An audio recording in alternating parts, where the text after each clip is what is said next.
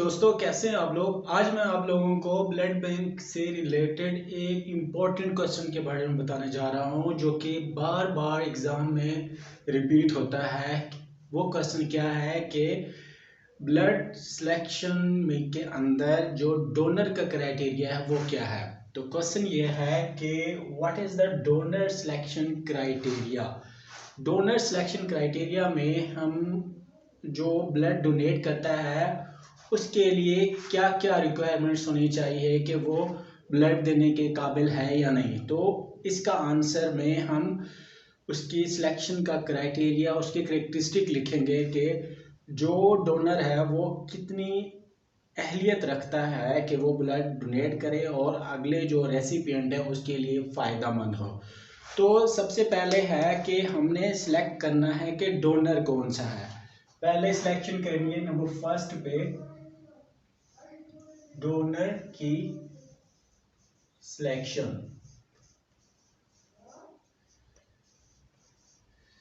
Donor कोई भी हो सकता है, आपका रिलेटिव हो सकता है या आप किसी भी रिलेटिव से आउटसाइड कोई भी वॉलंटियर हो सकता है।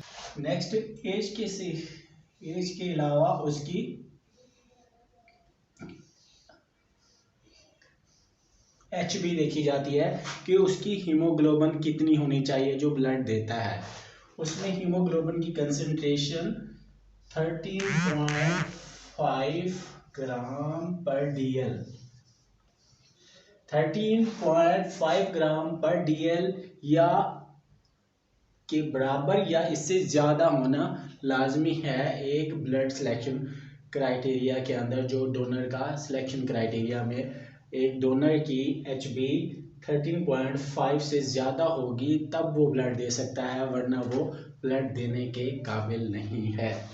नेक्स्ट जो पैरामीटर्स है, जो बहुत ज़्यादा ही इम्पोर्टेंट पैरामीटर है, वो है उसका वेट।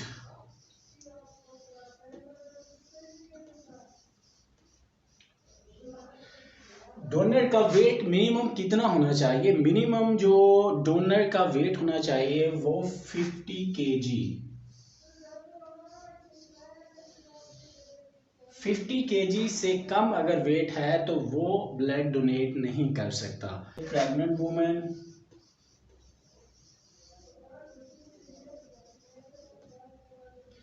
एक तो प्रेग्नेंट वुमेन ब्लड नहीं दे सकती, दूसरा लैक्टेटिंग जो दूध पिला रही हो,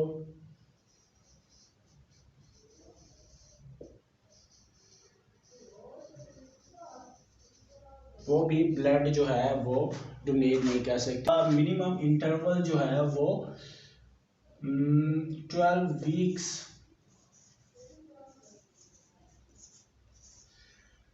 मतलब अगर एक डोनर ने 3 महीने पहले ब्लड दिया है तो वो दोबारा ब्लड दे सकता है। अगर 3 महीने से कम का उसका अरसा हुआ है तो वो उसका ब्लड वो देने के काबिल नहीं है। उसके बाद और सिलेक्शन क्राइटेरिया के अंदर डिफरेंट टाइप्स की, अगर किसी को डिसऑर्डर्स हैं,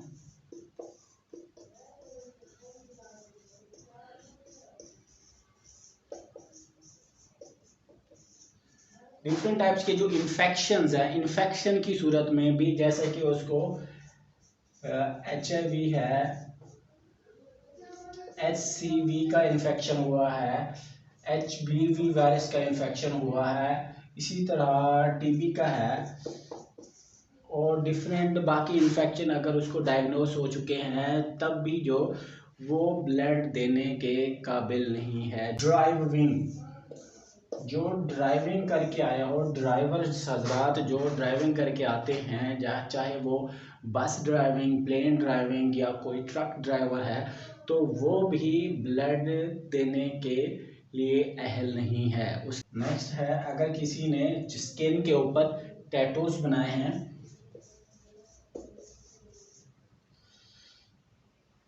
टैटू, स्किन पर्सिंग की हुई है,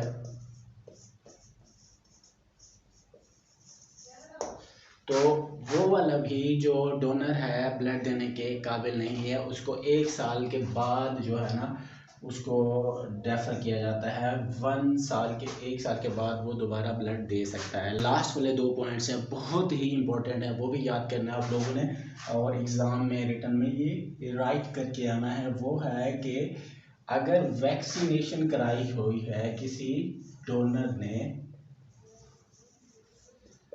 वो HBV की हो सकती है, हेपेटाइटिस बी वायरस की हो सकती है, या किसी और जैसे कि इन्फ्लुएंजा है और मीज़ल्स हैं, मप्स है, इसकी अगर वैक्सीनेशन कराई हुई है, जैसे मीज़ल्स की